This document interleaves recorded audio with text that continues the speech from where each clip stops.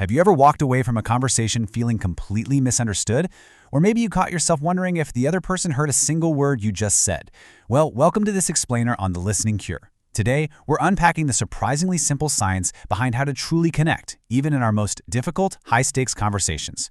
We're going to dive right into Chapter 3 of Charles Duhigg's fascinating research on supercommunicators, and I honestly can't wait to explore these insights with you.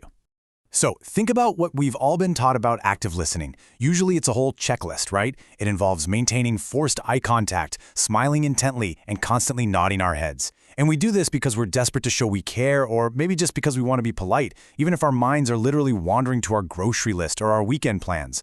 But we have to ask ourselves, is that really how we build a genuine connection? When someone is just nodding along to your story, are they actually listening, or are they just performing the act of listening? Let's start breaking this down with Section 1, the active listening myth. To completely rethink what it means to pay attention, let's look at an eye-opening session involving some elite Connecticut hedge funders. These guys had to learn the hard way that their communication skills were severely lacking. Picture this, a room full of exceptionally wealthy managers, wearing bespoke suits and luxury watches, all brought together for an invite-only event. Now, despite their absolute financial brilliance, they were struggling to communicate on a basic human level. In one glaring example from the chapter, a hedge funder lost $20 million in a single day. Naturally, he was emotionally devastated. But when he went to lunch with a colleague shortly after the event, his lunch companion completely missed the emotional clues of his profound stress. Instead of acknowledging the emotional devastation, the colleague likely offered generic platitudes or immediately tried to fix the financial math of the situation. Because he ignored the underlying emotional reality, the colleague completely failed to truly listen. To fix this massive disconnect, the event organizers brought in University of Chicago psychologist Nicholas Epley. And Epley didn't just hand out a list of basic tips like nod encouragingly or lean forward. No, instead, he pointed out something really profound. He said, you don't need anyone to teach you how to listen to an interesting podcast or a good joke. He explained to these executives that when we discuss our true feelings or when we hear something genuinely fascinating, listening happens naturally without any of those forced physical cues. The goal isn't to fake attention with your body language, it's to have conversations that are so inherently meaningful that paying attention becomes effortless. It just happens automatically. Which brings us to Section 2, asking deep questions. This whole idea brings up a massive challenge. If forced nodding and intense eye contact aren't the answer, how do we actually trigger this natural, deep listening on demand? Well, for a long time, the prevailing theory in psychology relied on a concept called perspective taking. Essentially, this meant you were supposed to guess what someone else was thinking or feeling to show empathy. But modern studies show a pretty glaring flaw in this approach. Turns out, human beings are actually terrible at guessing correctly. When we try to take someone's perspective, we often just project our own biases and assumptions right onto them. And that backfires entirely, making the other person feel incredibly unheard and pushing them even further away. A team of scientists from Harvard proved exactly why we need a completely different approach. They scrutinized hundreds of frantic, fast-paced conversations at speed dating events. Speed dating is actually an incredible testing ground for communication science because people are desperately trying to find a rapid connection in a really short window of time. The researchers wanted to know what separated the successful conversations, the ones where people actually wanted to go on a real date, from the ones that just fizzled out in awkward silence. And what they discovered is that success absolutely doesn't come from guessing the other person's perspective. It comes from unlocking it by asking the right kinds of questions. There is a clear distinction here. Unsuccessful conversationalists get stuck in a rut of shallow questions. Stuff like, where are you from? What do you do for work? Did you catch the game last night?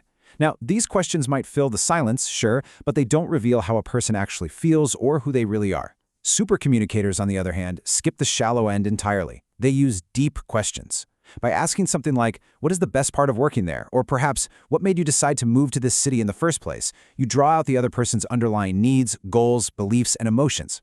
Deep questions actually push the listener to think and reflect before replying, which instantly makes the conversation more intimate, memorable, and just way more engaging. But here's the thing. Stopping at just one deep question isn't quite enough. The Harvard study found that follow-up questions carry a very specific kind of magic. It's amazing how combining a deep question with a thoughtful follow-up sends a massive psychological signal that you are genuinely listening and really want to know more. It makes conversational reciprocity absolutely effortless. For example, if they say they love their job because of the creative freedom, asking a follow-up like, what's the most creative project you've worked on recently, practically invites them to share more. And crucially, it allows you to seamlessly share your own creative passions in response without seeming completely self-obsessed. It just keeps the conversation flowing back and forth in a deeply connected, really natural rhythm. Now let's move on to Section 3, proving you are listening. Okay, so this strategy of asking deep questions is highly effective for casual conversations and building everyday relationships. But what happens when the stakes are exponentially higher? Like, what do we do during a heated conflict, a tense workplace disagreement, or a really tough fight with a spouse? When tensions run high, simply listening quietly just isn't enough. In fact, research shows that in those moments, everyone is skeptical and untrusting. Think about it. When you are in the middle of a heated argument, the other person automatically assumes you're just ignoring their points and silently preparing your brilliant rebuttal. Because of this inherent skepticism, your natural listening skills get completely blocked by a giant wall of defensiveness. Without a feeling of safety, people just start repeating their arguments louder and louder, basically assuming the other person is entirely deaf to their logic. You have to actively create an environment where the other person feels safe enough to drop their guard. Conflict mediator John Saruf teaches that to build this psychological safety, you must actively prove to the other person that you are working hard to understand their perspective. You can't just tell them you're listening, you have to demonstrate it unequivocally. You have to literally convince them that their arguments are being fully evaluated based on their real worth. And that brings us to our final core concept in Section 4, looping for understanding. So, how exactly do we prove we are listening when everyone is angry, tense, and incredibly defensive? The answer is a powerful framework called looping for understanding. This incredibly effective tool completely shifts the primary goal of a conflict. Instead of trying to win an argument, which, let's be honest, almost never works when emotions are running high anyway, your goal becomes truly understanding the other person. It's an ongoing three-step cycle that diffuses tension with every single rotation, actually turning combatants into collaborators. The mechanics of looping are wonderfully simple, but profoundly impactful. Step 1, ask those deep questions we talked about earlier to understand their true stance, rather than just reacting to their anger. Step 2, distill their thoughts and repeat them back in your own words. This is the ultimate proof that you actually heard them. And finally, Step 3, explicitly ask if you got it right. So imagine a tense workplace dispute where a colleague is absolutely furious about a missed deadline. You might say something like, "It sounds like you're feeling incredibly overwhelmed and frustrated because you feel unsupported by the team on this specific project. Did I understand that correctly?" If they say no, you don't argue. You listen again, and you repeat the loop until they genuinely agree that you truly see their side of the story. Now, this isn't just mindlessly parroting someone's words back to them. Looping works because it fundamentally alters the power dynamic of a fight. By asking if you got it right, you are giving the speaker control, which instantly calms the conflict. Plus, hearing our own thoughts repeated back to us literally calms our nervous system down. It often helps the talker untangle their own messy emotions in real time. But most importantly, it establishes reciprocal vulnerability. Once you've proven that you've done the hard work of truly understanding them, they are significantly more likely to put their own defenses down and genuinely listen to your side of the story. We've uncovered some seriously powerful science-backed strategies in this explainer today. The next time you find yourself in a tense debate, a high-stakes negotiation, or even just chatting at a social event, I really hope you remember these tools. Stop the fake performative nodding. Ask a genuinely deep question to uncover those underlying goals and emotions. And when the pressure is really on, actively loop for understanding.